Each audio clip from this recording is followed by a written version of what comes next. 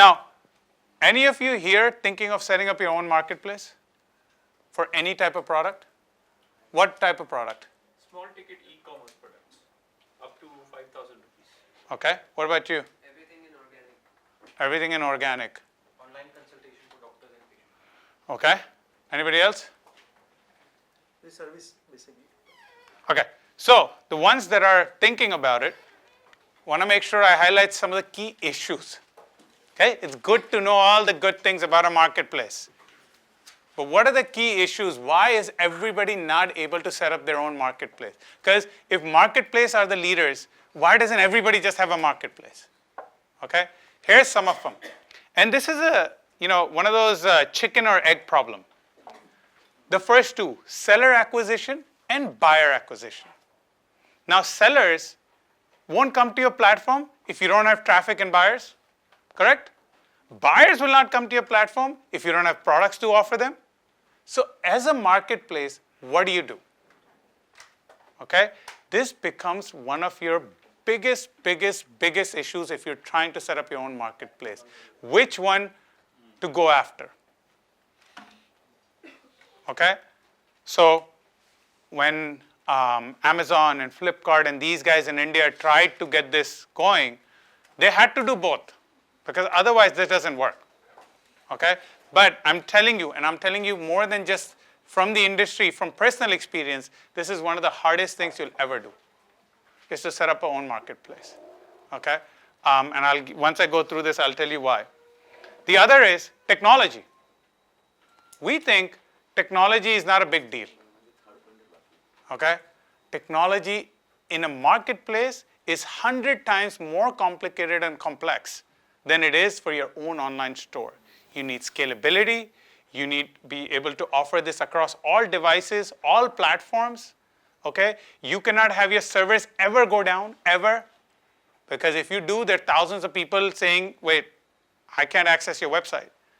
When it's your own, you can at least tell the consumer that, look, the site went down. When you're a marketplace, believe me, either the seller will kill you or the buyer will kill you. Right? Because you're in the middle. Okay? Payment systems have to be integrated. And payment is not only integration from the perspective of needing it, but if a payment gateway goes down, what happens? You can't say, oh, sorry, my payment gateway is down and I'm a marketplace. No. Okay? You need to have multiples of them. Okay? So there's so much complexity to even technology in a marketplace that you're not imagining. As a seller, we want analytics. We want all the data. We want to be able to do things ourselves. Okay? As a buyer, I want an app. Okay? So there's a lot of things that need to be done in technology that I think most people skip when they talk about marketplaces. The other, competition. So if you're thinking about it, don't forget you got already established players out there that have very big pockets. Okay? It takes them a minute to basically get you out of the market. To throw you out. Yes. Okay? Lastly, and not the least, capital requirement. If you require 1 crore rupees to run your website, you will require 100 crore rupees to run a marketplace. Okay?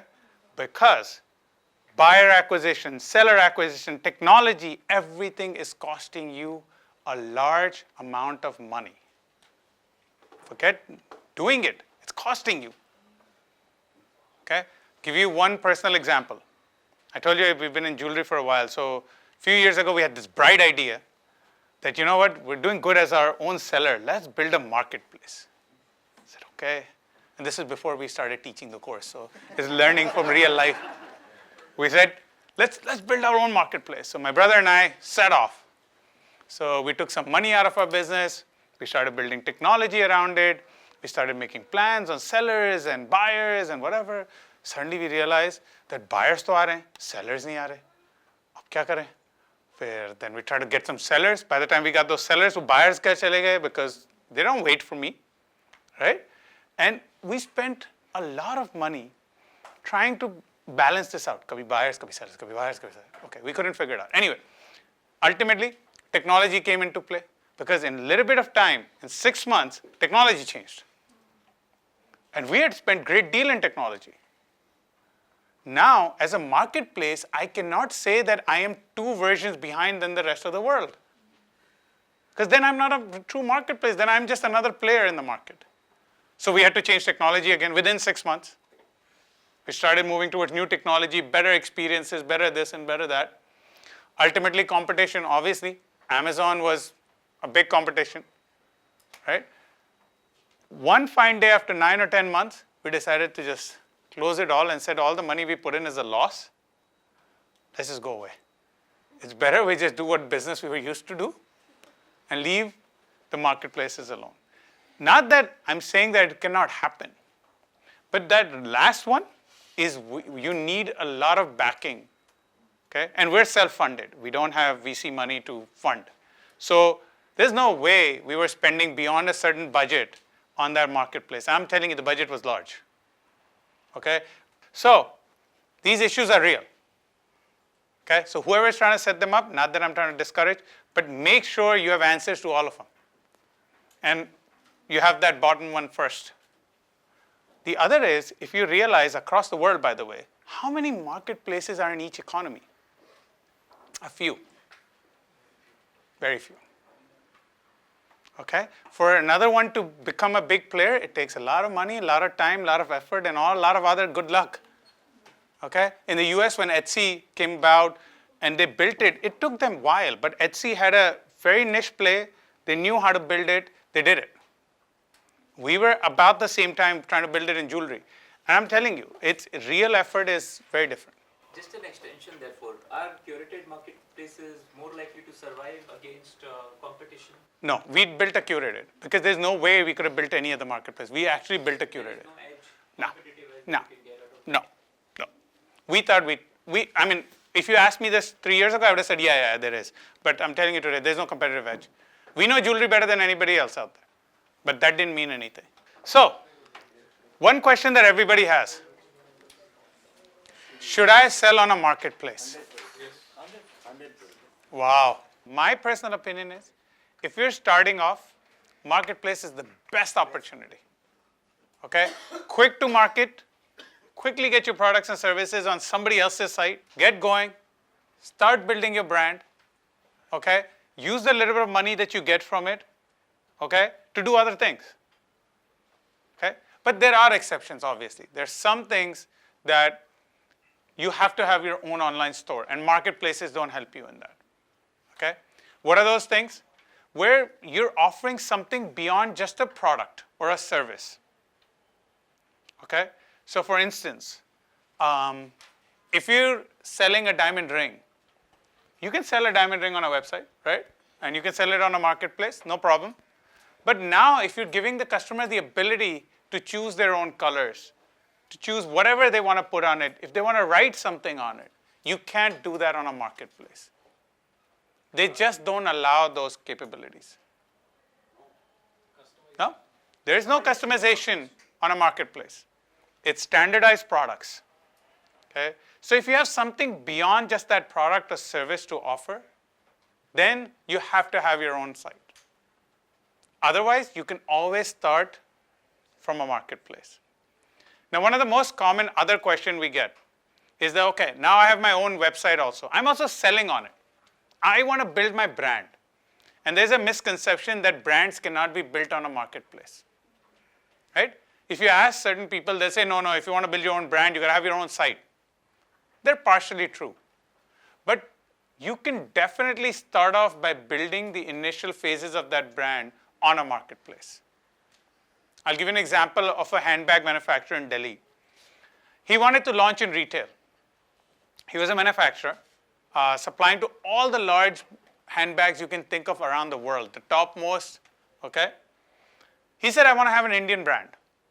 Now, one way is that he starts to open his stores, he starts to have his own website. Now, the website will take 2-3 months, or like your case, a year or so. So you can't wait that long, right? So what do? Best is, he started launching a sub-brand in a marketplace. Because at least his brand is starting to get built. He's starting to sell. He's starting to gain customers. Now when his website goes live, there is a recollection back, right? At least for the few 100,000 people that have bought his product. Okay? And time to market was nothing. He just had to get the bags designed. He had to get them photographed. He had to have the content ready, and he was up and running on a marketplace. Okay? So, like I said, it's a misconception that a brand cannot be built on a marketplace. It actually can. You can actually use a marketplace's brand to build yours. Because who will trust you? Let's say tomorrow I launch AJ Designs. Who's going to buy my designs? If they come to my website, they don't know me. They don't know if I'm real guy, if I'm not. But imagine if AJ Designs was one of the premier sellers on Flipkart, and you like the design. Then you know what you would do is you just buy it. Because ठीक है, Flipkart पे है ना, या Amazon पे है ना. So you can actually build your brand through the marketplaces. Because most of you are not selling online on marketplaces today. So I just want to quickly show you. We won't go through every single step on it. I'd rather show you resources where you can actually see the steps than for us to waste classroom time to go through those steps that you can anyway see. Okay? So here we'll try to cover strategy. We'll try to cover these kinds of things, and then I'll give you the resources to go out. And if you still have questions, maybe in the next class or something, you can come ask me. When you're talking, should you sell it on marketplace or not? But even if we decide to sell it on a marketplace, how will our visibility really be, available on a marketplace? Because if I say, okay, we are into service industry, training, development or whatever, and if we put ourselves onto Flipkart or Amazon, people more or less would see onto the home page, and on the home page I don't think so there will be any visibility for us. Then will the people search inside, or how that things will be? So by the way, impacted? just for most of your knowledge, and when we get to digital marketing, we'll talk about it. Most people don't start at the home page. Most people do not start at the home page. You know where do they start? Google search. Okay? Because we're just so attuned to doing it. मेरे को फ्लिपकार्ट के site पे भी जाना था ना तो भी मैं गूगल सर्च में टाइप करता हूँ flipkart.com. Right? I'm just so used to it. Everything goes through Google search. Right? So, if I'm looking for any kind of training, if I'm looking for any kind of courses around something, I will go to Google and type it in. Flipkart and other marketplaces would have done their job of making sure that they're showing up in their listing, right? And then if I click the listing, it never takes you to the home page, by the way. It takes you to the page where all these listed. Okay? So your visibility automatically comes because they're directing, and that's the beauty of what they're doing. They will direct the person to the page that they're supposed to go to. Okay? So you do this anytime. I mean, on your off time, just do this. Try any word you can think of. And if Flipkart or these guys show up, click on it. It will take you to a unique page every single time. It will take you to some other internal page of theirs. Okay? So your visibility comes from that. The other is, most of these guys, the way they work is they want to sell. Their job is to sell. So if your product is more apt to sell, they will automatically boost you up. And if they see that the product is selling because they boosted you, they will keep you there. Otherwise, they'll drop you back. So they will test all new sellers this way. They will take your products, they'll give you a little bit of boost in the algorithms. See if the product sells. If it sells, they'll keep you. If it doesn't, they'll drop you. They'll put another person up because their job is to sell. Okay? You want to test this? You can test this with anything across Amazon, anything across Flipkart. Go look at every category. You start seeing that. Okay? Best example is, and this I know for a fact, Amazon also publishes its best-selling products every month.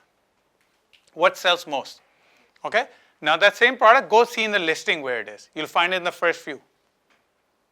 Because if it sells, they will have it on top. And they continuously do this process for everybody. Okay? So automatically, if you have a service or a product that can sell, it'll boost up. And if we're talking about training, etc., most of these guys have dedicated categories at this point for training. Most services, they're starting to offer dedicated categories now. So it's not like you're just listed with one of the 10 million products. you actually are listed in your proper place. Earlier, you described how marketplaces are pretty much used as just standardized products, and they don't offer extra services beyond what is already there.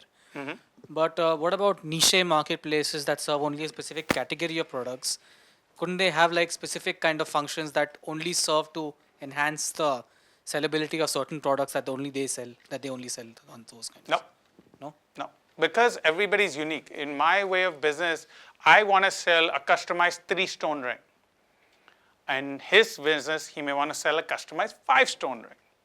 How much technology can that marketplace keep on building? I can come up with permutations and combinations till tomorrow.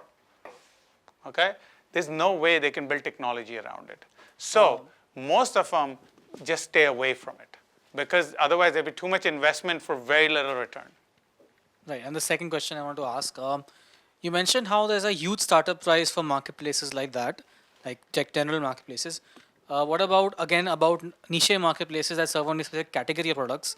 Do they require the same amount of resources to set up, or would it be a lower amount of resources? No, they require almost the same amount of resources. The only thing that changes is their product teams are smaller because they're dealing with a niche product. So instead of having 20 teams, they have 1 or 2 teams. But ultimately, when it comes to technology, when it comes to buyers, sellers, etc., they have similar efforts. Actually, in some cases, when it comes to buyer, they actually have more efforts because they are doing after a very targeted market. So they have to only bring the people that count, because otherwise getting everybody from in this room to come and say purchase, I don't know, whatever, Mercedes-Benz will not make sense, because if we don't purchase it, why are we there? So in their case, it even becomes more expensive to bring customers in. So where some costs go down, some costs go up. Extension of this question, what we are saying is wherever there is customization available, standard marketplace might not be suitable. Yes. So there we will have to develop our own process and drive it through our website. Yep. And drive our website to create. Yes. Yes. So I'll tell you what other businesses do that do have a very customized product base, and we did the same thing. We created a set of standard products, let's say 20, 30, 40. We put them on the marketplace. Okay? Then if a customer came back and said, "Meko ye nahi chahiye, I want something else," we said, "You know what? That's not available on the marketplace. You'll have to come to my site to do it." Okay? So the question is, what is drop shipping? Okay? For the ones, what happens is a lot of times it's like an agent concept, right? I take your product, okay, I list it somewhere, I sell it, I get the money, and I tell you to ship it. And then I pay you for whatever you're shipping. That's called drop shipping, because I am not holding inventory and shipping it myself, okay? So basically, I act as an agent, I get your product, I sell it, okay, on a marketplace, on a website, whatever. I send you the order, you ship it, but I've collected the payment and I pay you after taking my commission. Okay? So what happens is that's called drop shipping. A lot of people online today do this. Okay? What they do is they go around their local areas, collect all the different types of products they can gather, they list it on the sites, they'll sell it, and then ask that person to ship it. And that person is called a drop shipper.